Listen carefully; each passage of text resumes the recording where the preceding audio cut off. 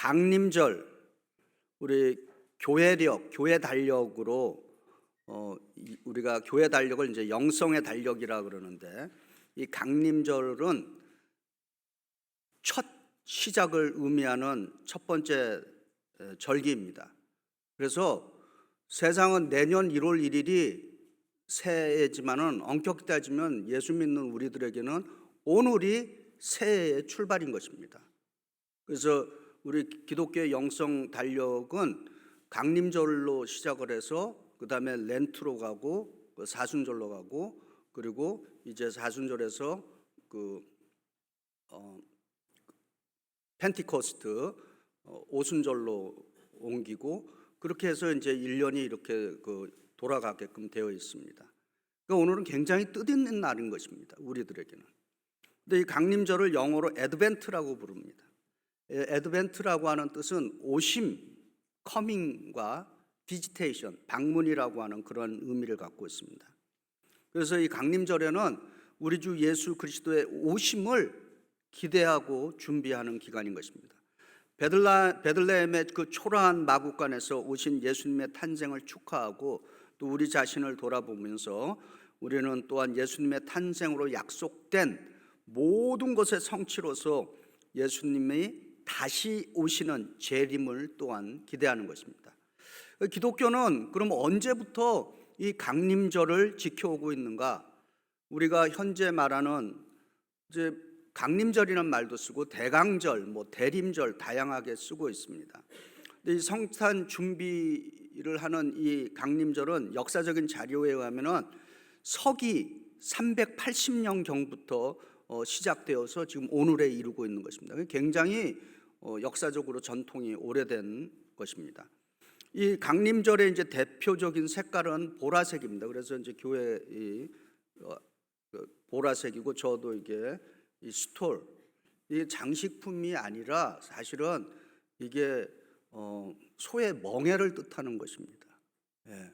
이게 무슨 모양으로 이렇게 상징으로 하지만은 요크입니다. 예. 멍에를 지고 나를 따르라라고 하는 그런 의미가 있습니다. 그래서 오늘 이 보라색인데, 이 보라색은 왕을 상징하는 의미가 있고, 그리고 거기에 위엄, 메제스티 하는 의미가 있습니다. 그러나 우리 쪽에서는 예수 그리스도에 대한 로열티, 페이스풀리스, 충성을 의미하고 있는 것입니다. 그리고 이제 이 강림절 4주간에는 4개의 촛불이 이제 등장하는데, 오늘 첫 번째 촛불은 그 의미가 희망입니다. 그리고 사랑, 기쁨, 평화 이렇게 움직입니다. 그런데 이 촛불 점화는 그 전통에 의하면 시계 방향으로 움직이게끔 이렇게 되어 있습니다. 그리고 근데 왜 다 보라색인데 여기 하나가 또 분홍색인가? 그것은 분홍색은 세 번째 주일에 이제 사용을 하게 되는데, 기쁨을 상징하는 색깔로 의미하고 있습니다. 그래서 우리 기독교인들에게 이 4주간의 강림절 영성은 성탄절, 성스러운 탄생의 날, 하나님이 사람의 모습으로 성육신하신 이 땅에 친히 오신 날을 어떻게 준비해야 되는가? 초대교회는 기도와 회개로, 기다리며 기쁨으로 사람들에게 알리는 4주간의 시간이었기도 했습니다. 또한 강림절은 2000년 전 예수님의 그 오심을 기념하면서 우리 삶 속에서 예수께서 우리의 마음에 오시도록 준비하면서 진정으로 이 지금 12월이 얼마나 바쁩니까? 이 바쁜 가운데 이 계절에 진정한 주인공이 되는 시간으로 우리가 이 강림절을 사용할 수 있기를 바랍니다. 고린도전서 이제 1장 1절부터 9절에 제가 성경을 읽으면서 여기처럼 매 구절마다 반복되는 단어가 나오는 것은 이제 새롭게 발견하게 되었습니다. 1절에서 9절에 9번이나 계속해서 반복되는 단어가 있습니다. 무슨 단어입니까? 그렇죠. 그리스도 예수 혹은 예수 그리스도. 그런데 이 고린도 교회는 신약 성경에서 가장 탈맞고 문제가 많은 교회입니다. 어떤 문제들이 있냐? 고린도 교회는 영적으로는 어린아이의 베이비 신앙에 머물고 있는 교회입니다. 그리고 도덕적으로 윤리적으로는 무척 타락한 교회입니다.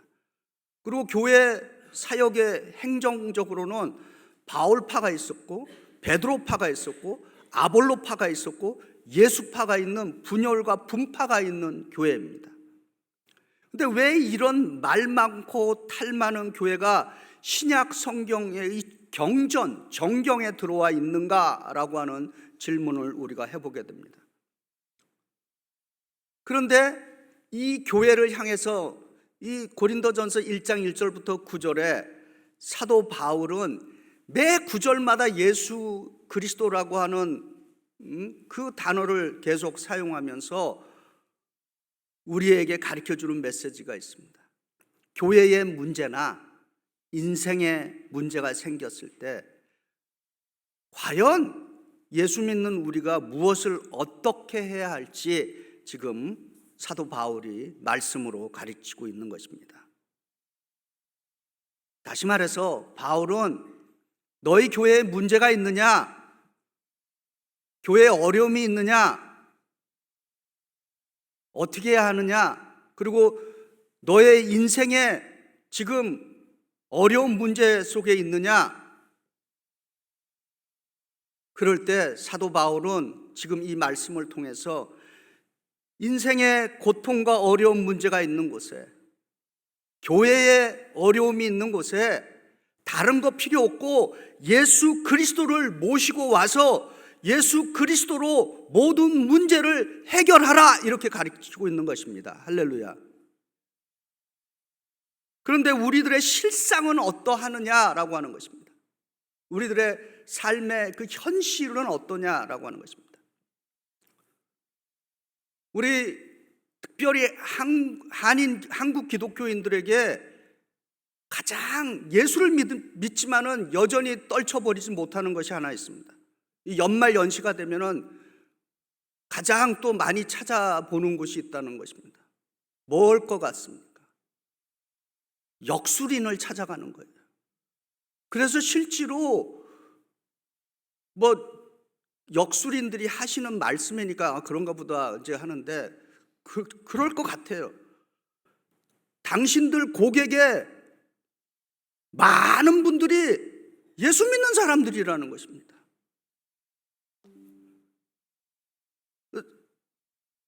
이제 신년이 다가오면은 뭡니까? 토종 비결, 사주팔자 이런 거 그거 보지 마시기 바랍니다. 신명기 18장 10절과 11절에 이렇게 증거합니다. 너희는 복수를 하지 말며 점을 치지 말며 술수를 행치 말며 너희는 신접한 자와 박수를 믿지 말고 그들을 추종하여 스스로 더럽게 하지 말라. 나는 너희 하나님 여호와니라. 왜 이렇게 말씀하셨을까? 점술은 하나님을 섬기고 그의 말씀을 신뢰하는 자리에서 떠나서 타락한 인간의 불신적이고 미신적인 행위고 그릇된 삶의 태도고 또한 악한 영과 인간의 죄성이 합세해서 빚어낸 영적인 죄악이다라고 하는 것을 우리가 깨달아야 하는 것입니다. 예수 믿는 사람들이 사주팔자 점술에 의존하는 행위 그 자체는 하나님을 불신하는 행위인 것입니다. 그리고 인간의 점수를 더 의지하고 신뢰하는 행위가 되기 때문에 그 죄가 큰 것입니다. 말하자면은 이 점술 행위는 심리적이고 사회적인 현상뿐만 아니라 그 근원과 본질에 있어서 아주 종교적이며 영적인 위치를 차지하고 있다라고 하는 것입니다. 그래서 하나님의 위치를 빼앗으려고 하는 것이 우리가 말하는 이 사주팔자 이 역술이라고 하는 것입니다. 백문일답이라는 말이 있습니다. 백문일답.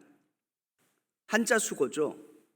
백문, 100가지를 질문해도 일답, 답은 한 가지다 라고 하는 말을 백문일답이라고 합니다.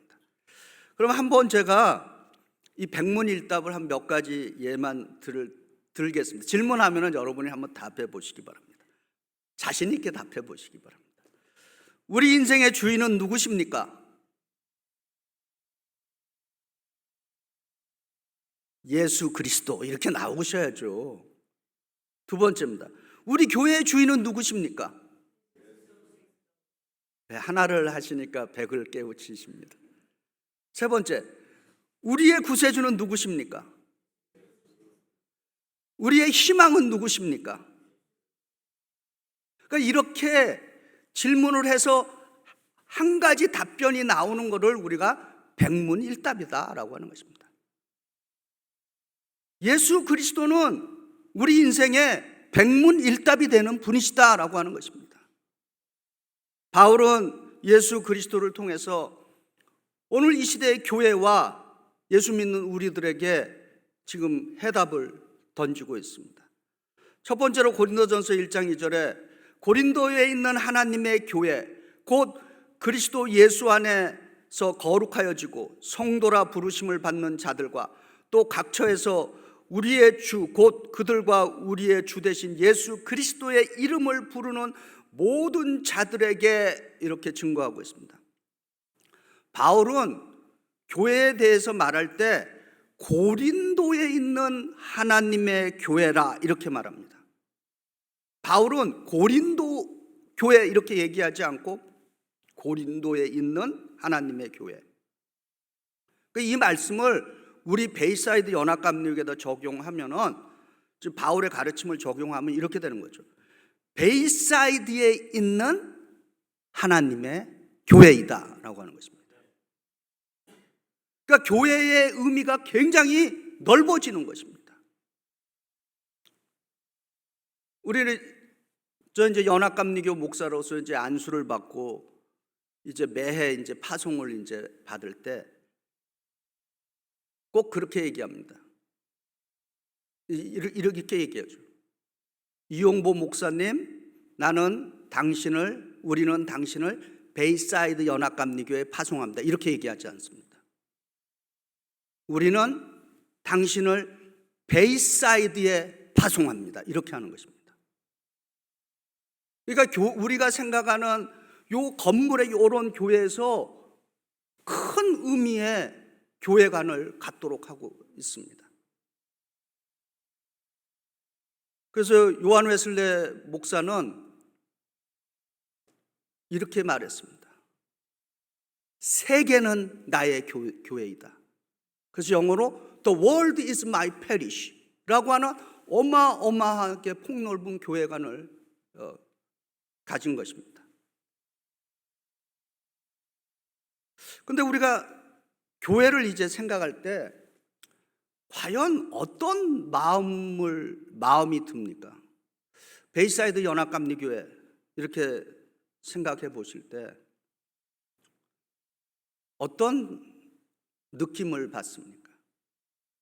사도 바울은 교회를 생각할 때 자기의 마음을 이렇게 고백했습니다. 고린도후서 1장 28절에 사도 바울이 이렇게 고백합니다. 나는 아직도 날마다 내 속에 눌리는 일이 있으니 곧 모든 교회를 위하여 염려하는 것이라 이렇게 고백하고 있습니다. 영어로 보면은 이렇게 되어 있습니다. I am under daily pressure. 나는 매일 어떤 압박 가운데 있는데 because of my anxiety, 나의 불안감, 모든 교회를 생각할 때마다 그 압박감과 불안감 속에 매일매일 그렇게 살아가고 있다는 것입니다. 그래서 저도 사도 바울이 날마다 내 속에 매일 압박감이 있다는 말에 제가 목회를 하면서 조금 위로가 됩니다. 그리고 또 한편으로는 이 교회에 대한 불안감, 압박감은 소명받은 목회자가 한평생 짊어지고 가야 하는 거룩한 책임이다라고 하는 것도 깨닫게 되는 것입니다. 그리고 실제로 제 목회를 뒤돌아볼 때, 지난 30여 년간을 뒤돌아볼 때, 교회를 생각해 볼 때 과연 내가 마음의 평화를 얻은 적이 얼마나 되는가 생각을 해볼 때 그런 적이 별로 없다는 결론을 얻게 되는 것입니다. 간단한 예로 그렇습니다. 누군가 여기 우리 베이사드 연합감리교 성도님들 숫자 많아잖아요. 여기서 보면 대략 보입니다. 그 분이 거기 안 계시면은 이 예배 인도하는 가운데서도 머릿속에 왜 그 사람 왜 안 왔을까? 그러면서 혹시 무슨 나쁜 일이 있나? 아니면 혹시 교회에 대해서 시험이 들었나? 그런 생각이, 부정적인 생각이 들어옵니다. 그래서 한 가지 부탁은요, 여러분 교회에 빠지실 때 조금 그거 하시더라도, 목사님 제가 이런 일이 있어서 다음 주에 교회 못 나옵니다, 좀 그렇게 카톡이라도 텍스트 메시지라도 좀 올려주시면은 제 마음이 좀 편합니다. 근데 그거 없이 가면은 별 온갖 사실 그런 생각을 해서는 안 되는데 마귀가 그런 생각을 뿌리는 거죠. 제가 우리 교회에 대해서 갖는 그 습관이 하나 있습니다. 거의 자주 그렇습니다. 토요일 저녁에 이제 아무도 없잖아요. 그러면 제가 여기 이제 우리 장의자가 모두 29개입니다. 그래서 제가 그 하나하나씩 이렇게 양쪽을 이렇게 안수하면서, 그 하나의 제 의식입니다. 이렇게 기도합니다. 하나님, 이 자리에 앉는 이들마다 복되게 하여 주시고 예수 그리스도의 충성스러운 제자가 되게 하여 주시옵소서. 이렇게 한번 이렇게 하고 지나갑니다. 그런데 항상 기대를 하죠. 근데 실제 주일날 딱 되면은 마음이 무겁습니다. 그럼에도 불구하고 이 무거운 마음은 소명받은 목회자가 한평생 사도 바울 말처럼 짊어지어 지고 가야 할 우리의 운명 같은 소명인 것입니다. 결국 교회에 대한 해답은 사도 바울처럼 예수 그리스도께로 돌아가야 한다라고 하는 것입니다. 교회의 주인이시며 교회의 머리는 예수 그리스도이십니다. 그래서 골로새서 1장 18절에 그는 몸인 교회의 머리시라. 그가 근본이시며 죽은 자들 가운데서 먼저 나신 이시니 이는 친히 만물의 으뜸이 되려 하심이요. 아멘. 우리가 기도를 드려야 하는 큰 제목은 주님께서 교회의 주인이시니 주의 교회를 책임져 주시옵소서라고 이렇게 기도드려야 할 줄 믿습니다. 다만 우리가 해야 할 일까지 예수님께 떠다 넘기는 일은 그것은 직무유기인 것입니다. 주의 교회에서 우리는 주의 교회의 청지기로 부름을 받고 충성스러운 제자로 부름받은 사람들로서 주께서 원하시는 일에 우리가 쓰임받아야 할 줄 믿습니다. 이 땅에서 예수 그리스도께서 해주신 그 사역을 세 가지로 딱 요약해 볼 수 있습니다. 마태복음은 그것을 계속해서 증거하고 있습니다. 마태복음 4장 23절과 9장 35절에 이렇게 증거합니다. 마태복음 4장 23절에 예수께서 온 갈릴리에 두루 다니사 그들의 회당에서 가르치시며 천국 복음을 전파하시며 백성 중에 모든 병과 모든 약한 것들을 고치시니라. 마태복음 9장 35절에도 예수께서 모든 도시와 마을에 두루 다니사 그들의 회당에서 가르치시며 천국 복음을 전파하시며 모든 병과 모든 약한 것을 고치시니라. 그러니까 예수님의 3대 사역은 가르침, 티칭, 전파, 프리칭, 말씀, 그리고 힐링, 치유였다라고 하는 것입니다. 그래서 교회의 해답은 예수께 있다라고 하는 것입니다. 프로그램 너무 중요합니다.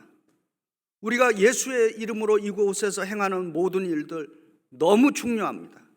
그러나 그 모든 것이 근원이 되시는 예수 그리스도께로부터 출발해야 될 줄 믿습니다. 할렐루야. 두 번째로 고린도전서 1장 7절과 8절에 너희가 모든 은사에 부족함이 없이 우리 주 예수 그리스도의 나타나심을 기다림이라. 주께서 너희를 우리 주 예수 그리스도의 날에 책망할 것이 없는 자로 끝까지 경고하게 하시리라. 아멘. 사도 바울은 예수 그리스도의 나타나심을 기다림이라고 하는 그 믿음과 예수 그리스도의 날에 책망할 것이 없는 자로 끝까지 견디게 하시리라고 고백합니다. 이 구절은 기다림과 끝까지 견딤이라고 하는 이 의미에는 소망, 희망을 증거하고 있는 것입니다. 미국 찬송가에 The Lord into His garden comes, 주님께서 주의 정원으로 오십니다 라고 하는 이런 곡이 있습니다. 그런데 재밌는 것은 우리나라에서 1920년대, 30년대 아주 선풍적인 대중가요가 된 것이 있습니다. 우리 조상들에게 희망가로 불리워졌습니다. 희망가 아시죠? 여기 그 예배 시간이니까 유행가는 부를 수 없고 가사만 잠깐 알려드리면은 이 이풍진 세상을 만났으니 너의 희망이 무엇이냐? 부귀와 영화를 누렸으면 희망이 속할까? 이게 우리 찬송가에 있는 것입니다. 근데 그 찬송가의 음을 그대로 빌려와서 유행가로 만들어서 선풍적인 인기를 얻었습니다. 그 어려운 시대였죠, 민족이. 질문해 봅니다. 왜 저와 여러분이 예수를 믿습니까? 우리가 믿는 예수님, 우리가 믿는 하나님은 소망, 희망의 하나님이시기 때문인 것입니다. 그래서 로마서 15장 13절에 소망의 하나님이 이 모든 기쁨과 평강을 믿음 안에서 너희에게 충만하게 하사 성령의 능력으로 소망, 희망이 넘치게 하시기를 원하노라. 아멘. 그래서 제가 자주 말씀드리는데 누군가가 저에게 목사님 왜 예수 믿으세요? 이렇게 물어볼 때 저는 자주 이런 대답을 합니다. 예수님이 이 세상의 유일한 소망이기 때문입니다. 이렇게 대답합니다. 그리고 성경은 하나님의 자녀를 희망의 포로들이라고 그렇게 부르고 있습니다. 그래서 스가랴서 9장 12절에 이렇게 증거합니다. 갇혀 있으나 소망을 품은 자들아 너희는 요새로 돌아올지니라. 내가 오늘도 이르노라. 내가 내게 갑절이나 갚을 것이라. 아멘. 근데 영어는 더 명확하게 되어 있어요. 소망을 품은 자들로 번역을 했는데 영어는 Prisoner of Hope라고 그렇게 번역을 했습니다. 희망의 포로들이다, 우리를. 우리가 소망, 희망을 품고 있는 그 근원은 우리의 하나님이 소망의 하나님이시기 때문이며 그 소망의 하나님은 우리 주 예수 그리스도를 통해서 성령으로 그 희망을 날마다 우리의 마음속에 부어주시기 때문인 줄 믿습니다. 그래서 로마서 5장 8절에 소망이, 희망이 우리를 부끄럽게 하지 아니함은 우리에게 주신 성령으로 말미암아 하나님의 사랑이 우리 마음에 부은 바 됨이라. 하나님께서 천지 창조를 하실 때 창세기를 읽으면 여러분 재밌는 것을 발견하게 될 것입니다. 창조주 하나님이 천지 창조를 하실 때 이 창조의 시간이 저녁에서 아침으로 진행되고 있는 것입니다. 밤은 참 무섭고 두려운 시간인 것입니다. 그런데 창세기 1장은 천지 창조의 시간을 반복해서 이렇게 말합니다. 저녁이 되고 아침이 되니. 그래서 첫째 날 창조가 끝나고 또 저녁이 되고 아침이 되니 이렇게 시작을 합니다. 이 메시지 자체가 얼마나 우리 하나님이 소망의 하나님인가를 우리에게 증거하는 말씀인 것입니다. 세계 2차 대전 당시에 유대인 한 랍비가 아들과 함께 그 집단 수용소죠, 컨센트레이션 캠프에 갇히게 되었습니다. 1944년 어느 추운 겨울날 아버지가 이제 아들을 데리고 수용소 건물 한 구석에 갔습니다. 이 랍비 아버지가 어렵게 구한 버터 한 조각, 그 버터 한 조각을 먹지 않고 진흙으로 만든 그 주발에 넣고 거기에 심지를 꽂고 불을 붙였습니다. 촛불을 구할 수가 없어서 버터에다가 불을 붙인 것입니다. 이 랍비 아버지가 아들에게 이렇게 말합니다. 사람은 밥을 먹지 않아도 3주간 살 수 있단다. 물을 마시지 않고도 3일간 버틸 수 있단다. 그러나 사람이 희망이 없으면 단 하루도 살 수 없단다. 어둠을 밝히는 이 불이 곧 우리의 희망이다, 이렇게 말했습니다. 신약 성경 그 원어에 히라보로 사람을 안드로포스라고 부릅니다. 근데 이 안드로포스라고 하는 원래 의미는 위를 바라보는 존재다라고 하는 그러한 의미가 있습니다. 사람이 사람됨의 증거가 무엇인가? 여러 개 있습니다. 그런데 사람이 사람됨의 증거는 희망을 갖고 있다라고 하는 것입니다. 진정한 희망은 예수를 바라봄으로써 생기는 것인 줄 믿습니다. 철학자들은 그렇게 말합니다. 절망은 죽음에 이르는 병이라고 말합니다. 믿음은 새 생명을 얻는 희망인 것입니다. 예수 믿는 사람들은 부활을 기대하는 희망을 가지고 살아가는 인물들인 것입니다. 그리고 저와 여러분은 이제 다시 재림해서 오시는 재림 예수에 대한 희망을 갖고 살아가는 인물들인 것입니다. 오늘 강림절 첫 번째 주일입니다. 이 강림절 첫 번째 주일은 우리 기독교회에서는 새해의 시작인 것입니다. 이 새해 시작의 첫 번째 주제가 소망, 희망, 호프인 것입니다. 우리 주 예수 그리스도의 이 교회는 세상의 희망인 것입니다. 우리 주 예수 그리스도는 영원한 소망, 희망의 하나님이 되시는 줄 믿습니다.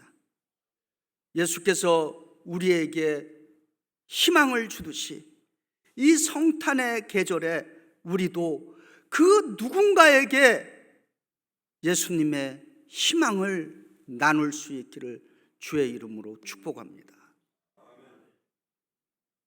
크리스마스의 장식에 빛나는 그 빛을 볼 때마다 영원한 소망을 간직하시기를 바랍니다. 질문 드리고 마칩니다. 교회의 주인은 누구십니까? 우리의 희망은 누구입니까? 우리 인생의 해답은 누구십니까? 아멘.